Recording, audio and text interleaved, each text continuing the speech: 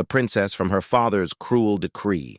She clutched her velvet skirts and fled, her desperate sobs echoing against the cold stone corridors as she ran toward the sanctuary of her chambers.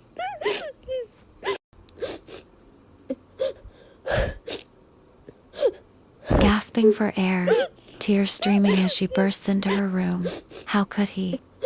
To trade my hand to that wretched lord just to settle a war my own father. I am but a pawn to him, not a daughter.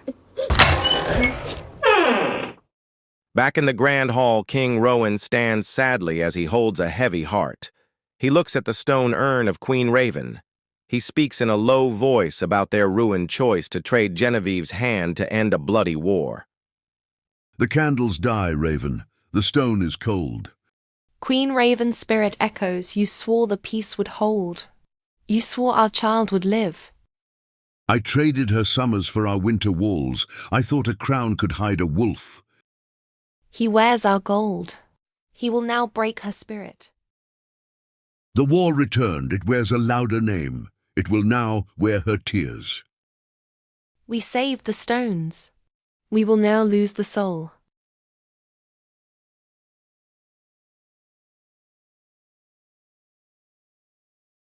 Princess Genevieve alone in her cold room, angry, sad. She speaks angrily into the empty air. Mother, can you hear me? Father is selling me off. He traded my life for peace. He failed to see he chose to be blind to the Thornvale's cruelty. I am just a piece on his board. They say this marriage will stop the bloodshed. But what about mine? I will die in that dark fortress, far from home.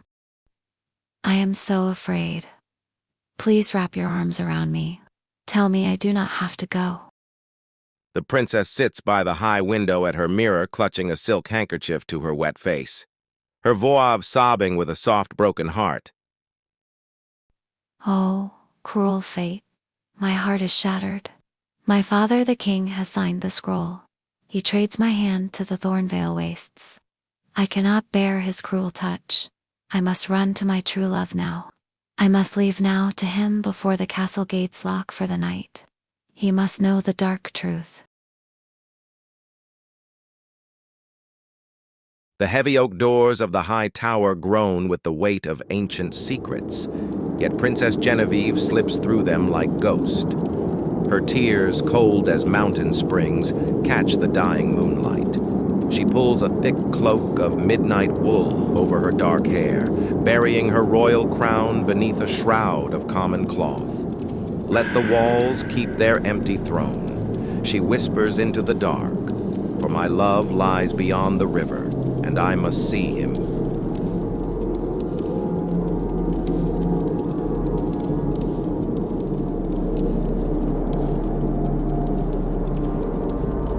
She creeps past the iron arches, her delicate breath catching as a sleeping sentry stirs in the shadows. The courtyard is a cavern of stone and silence, save for the nervous stamping of a lone stallion. With practiced grace, she mounts the beast without a saddle, burying her fingers in his dark mane. They plunge into the whispering woods. Branches strike like skeletal fingers against her dark hood, and the fog rolls thick around the horse's hooves, swallowing the castle far behind. Speed is her only ally against the dawn.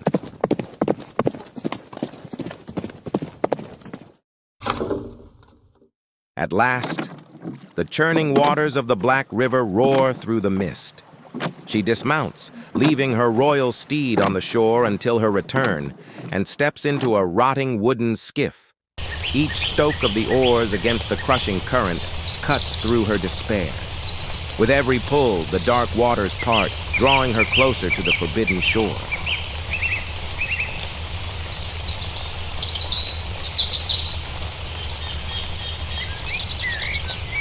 Genevieve tells her true love, Lord Troy, that her father forces her to marry the cruel Philip Thornvale to end a bloody war and save the kingdom, leaving Troy heartbroken yet understanding of her heavy sacrifice. Troy, do not look at me so. My heart breaks before yours does. Is it true, my lady? The whispers in the hall say the king has sold your hand. It is true. My father trades me to the cruel Lord Philip. It is the price to end this war. Let us run. We can leave this cold stone castle behind. We can live in the wild woods. We cannot. If I run, the fires return. I know, my lady Gorvense, then. I will guard your memory until my own breath fails. Princess Genevieve tiptoes through the dark iron gate. Her torn velvet hem drags in the mud. She clutches her chest, her eyes wide with fear and tears. Princess Genevieve stops on the cold stone steps. She holds her breath. Down below, in the dark hall, she hears her father speaks with Duke Adrian Thornvale. Too many good men are dead. This war must end today. You talk of peace now. Your hands are stained with my blood. And mine with yours. Let the killing stop. I will give your son my daughter's hand in marriage. A marriage. You think our wedding fixes this broken land and kingdom? It binds our houses. Our bloodlines become one. Your son will rule the western coast by right. And my people keep their lands. All lands return to their rightful lords. No more raids, no more ash. Bring the girl to my court at dawn past the sunsets. We sign the pact then. At dawn in 2 sunsets from now then. The gold comes with your northern silver mines. I want them too. The mines were never part of this deal. They stay in my kingdom. Then the war continues. My soldiers need pay for their lost years. I give you my daughter in peace, Adrian. Do not push your luck. Peace does not feed my people. The silver mines, or we fight. The northern lords will never yield their land. You ask for a new war. Then let them starve. I still want your daughter for my son, but the silver is mine. No, the marriage stands alone. I will give you trade rights to the silver, but not the land. Trade rights. You treat me like a merchant. Then act like one and save your people. Take the princess and the trade or leave this hall. The king hear light footsteps upon the stairs. He says, "My restless child, do not linger in the shadows of the frame." The king tells Genevieve, "Come sit by the fire." He says the kingdom's weight can wait another hour. Let's talk through these troubles tonight while we still can. Look at me, my child. Please do not turn away from me in the shadows.